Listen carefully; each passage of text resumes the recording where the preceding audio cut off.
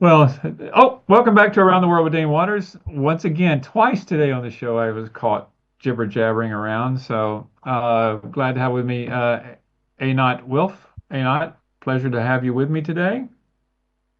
Pleasure to be So, here. so tell us about, okay, you're the chair of the Oz Party. Talk to us a little bit about what the Oz Party is. The Oz Party is Oz in Hebrew means strength, determination, courage.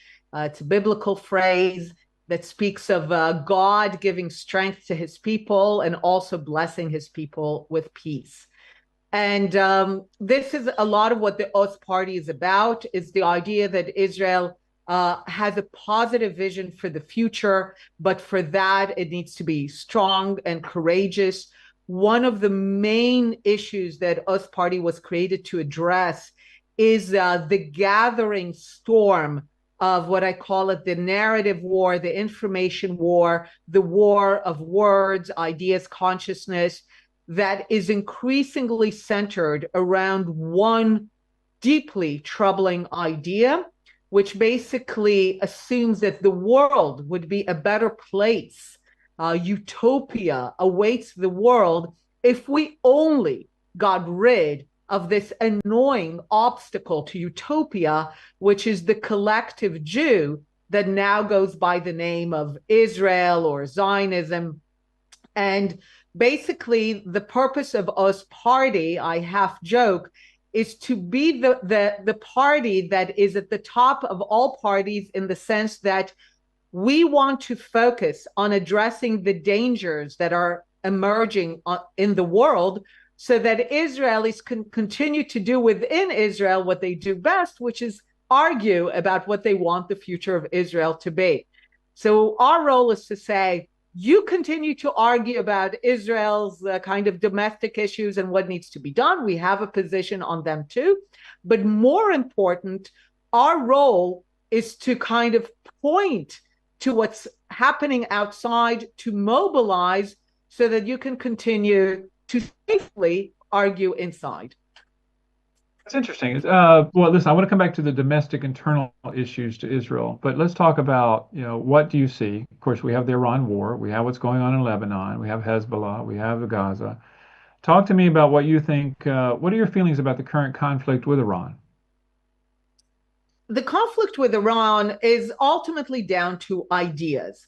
I'm a big believer in much of my work, whether on the Palestinian or Arab issue, has always come from what has become really kind of my central theme, which is we need to believe our enemies when they say things. We need to treat them as adults capable of voicing their ideas and mobilizing to realize them.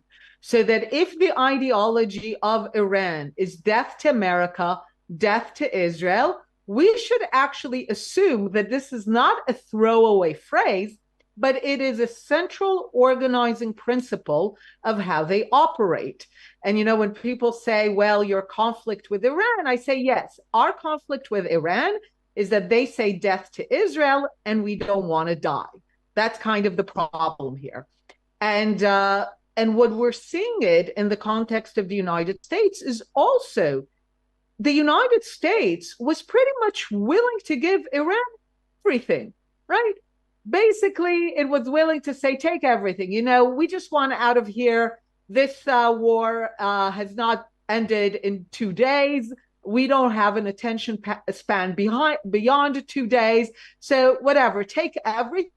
The only thing we really insist on is that the Straits of Hormuz remain open because fundamentally, you cannot just take a naturally occurring waterway to your country. If you built the Panama Canal, the Suez Canal, it's yours. But a naturally occurring waterway is not yours. That's pretty much one of the areas where international law is very clear. But the Iranian regime needs it for its own survival. And ultimately, the Straits of Hormuz are not really the Straits of Hormuz. They're a proxy for will the regime survive or not, because they need it economically to appease their pretty angry people. And And that's why it's become such an issue. The regime feels that it needs it for its own survival. The United States feels, I think, correctly, that one thing that it cannot allow to happen. And therefore, we go back to the ideology. This is a regime that is determined to survive because it believes that it has a role to play in human history, which is death to America, death to Israel, which is ultimately, there's not a lot of negotiating and agreement room there. Oh, listen, I agree. Any country that's literally saying death to another country, I mean, they they should be taken seriously, which is why I very strongly believe that Iran should never have a nuclear weapon because, when you're saying, hey, I want to kill my neighbor, don't give them the tools to do that. But let's talk more specifically about the war, where we this is now referred to as the Iran-U.S. war. What happened to Israel? I mean, I know early on Israel was involved, but where is Israel now in the conflict? First, and this also has to do with the war of narrative and consciousness. One of the ways that Iran kind of waged that war is to insert into the American kind of blood system the idea that America was dragged into war by Israel. And that became a very dominant way to actually, I would argue, remove from the equation, because we know that the Israeli military and especially the Air Force was incredibly effective. And one of the ways to basically remove this very effective military equation is to make it toxic. And we see that in that sense, Iran has been able to score an achievement, even though, as I repeatedly said, if anyone dragged the United States into, it's the incredibly courageous people of Iran who went to the streets and finally let it be imagined that it's possible to bring down the regime. And America finally, under Trump, what President Obama didn't do, and I think it's one of his greatest foreign policy mistakes, one of many, is that he basically created hope for the Iranians and then kind of didn't back it up. And here the Iranians went to the streets, encouraged by the previous achievements of the Israeli military and Air Force also in the 12 days. And the United States, I think, said correctly this time, help is on the way. We've got your back. And the narrative war that kind of created this conspiratorial idea, again, the top ideas about the Jews, being these master puppeteers, effectively they put Israel out of the equation. And we saw from Secretary Hegseth and others, they testified to how effective the Israeli military and especially the Air Force was. And now, because it's become kind of toxic, Israel has to stay out of it.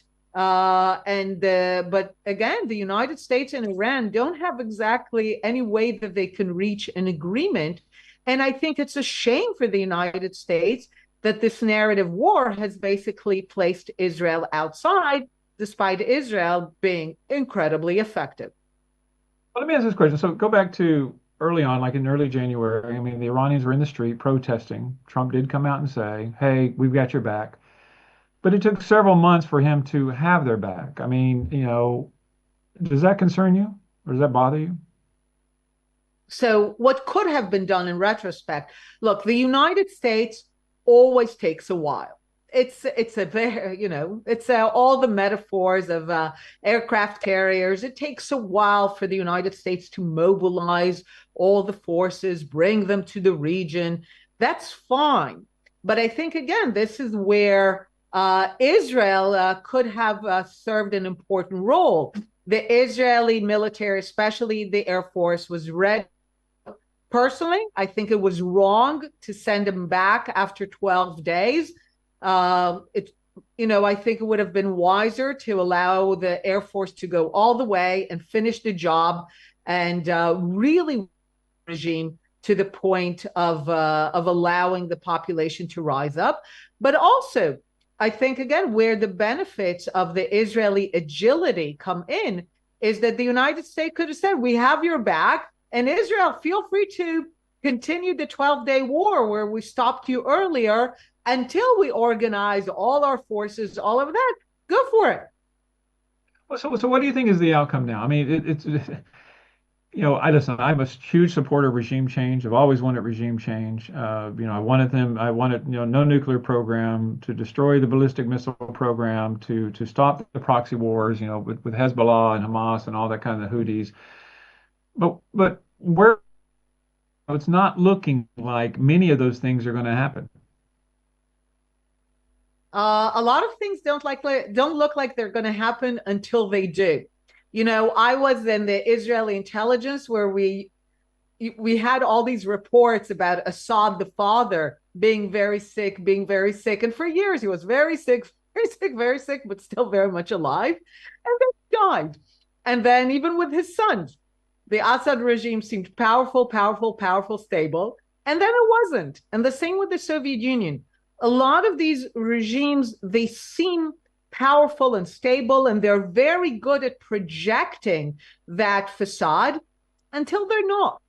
And I think this is a case to really be unrelenting in putting economic and military pressure until they're gone. Because at the end of the day, there's no going around the one truth. There is no agreement to be had. There's no real achievement to be had until the regime falls. That's when the ballistic program will go. That's when the nuclear program will really go. And with the Iranians, we also have the extra benefit, unlike Iraq, unlike Afghanistan, that they are a highly educated people. By now, they hate the Iranian revolution. There's this aphorism that if you want to create a socialist, send them to America. And if you want to create a capitalist, them to the Soviet Union when it was still relevant. The people who are least enamored with the idea of an Islamic revolution are the people of Iran, because they've lived through it. They know what it means. They can no longer believe in its utopian ideals, again, except those who are profiteering off the revolution. That's why it's so important to keep them happy and have funding for them. That's where the Straits of Hormuz come in. So yeah, ultimately the idea is to put all the pressure, just like with the Soviet Union, that ultimately the economic pressure, they couldn't compete, and it brought them down. So with the Iranians, we have the benefit that they are by and large pro-American, secular, highly educated. They are, by the way, a textbook example of the only people in the region that can actually make a successful transition to a democracy, and one that will be pro-American and will also be pretty much the best friend of Israel. So this is the case. I know everyone's been skirting around it. No, we don't want regime change. We do. It's the only thing that actually ends the war. No, well, listen, I agree. I agree. Regime change is the only thing that's going to change the region. I mean, it's just assuming the regime is a positive regime, a democratic regime. But then the question becomes, how do we get to that? Let me ask this. So after this MOU, this famous MOU that Trump agreed to, how did the Israelis feel about that MOU? It was a combination of feeling thrown under the bus, really concerned for is America really not getting it? As things would have it, on the eve of October 7th, I was finishing reading a book about appeasement that really showed, everyone blames Chamberlain, but it really showed that all of British society, pretty much after World War I, really didn't want to go to war with Germany, and was willing pretty much to do everything and to ignore everything about the Nazi regime in order not to go to war and appease it. And the question was, is the West engaged again in appeasement? Do they really not understand? Is it really that it's so easy, if the price of oil goes up a bit, that the West says, okay, we don't care about anything? But there was also this sense that said, but there's no agreement to be had with the Iranians. It's not going to work. So I think it was a combination of feeling deep disappointment, but also saying, well, uh, it's not going to work, so let it kind of play out. It also has the benefits of taking someone like the American vice president and the camp that he represents and kind of essentially letting them try.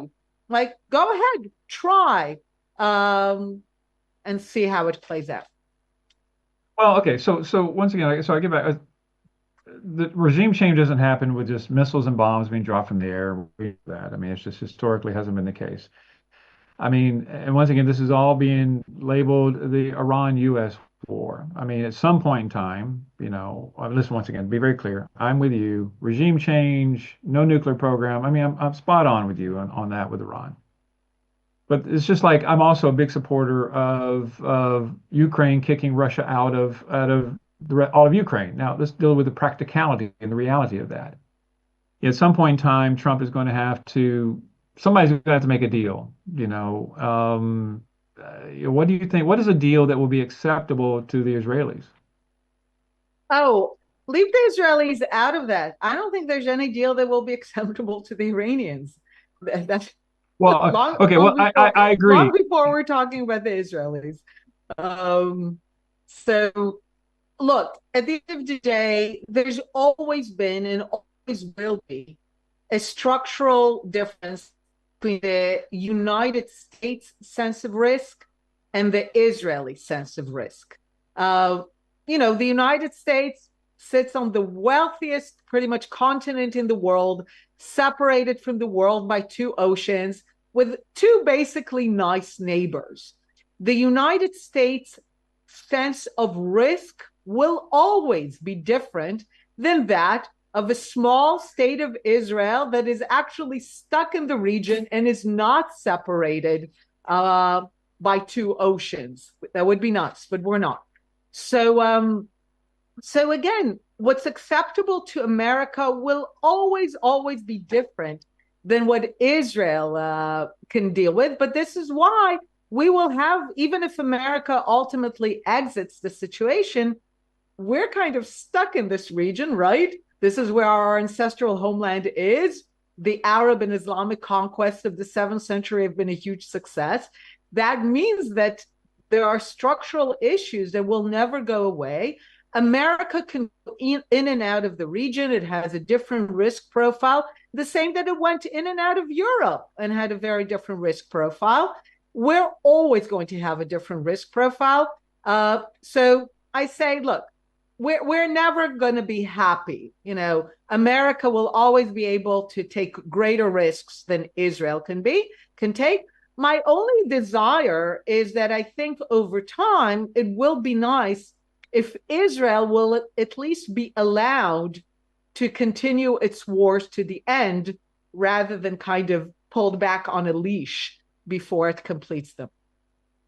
Well, so what happens if, let's say America cuts a deal with Iran, and there's no regime change. I'm just hypothetical. We're just doing a hypothetical here.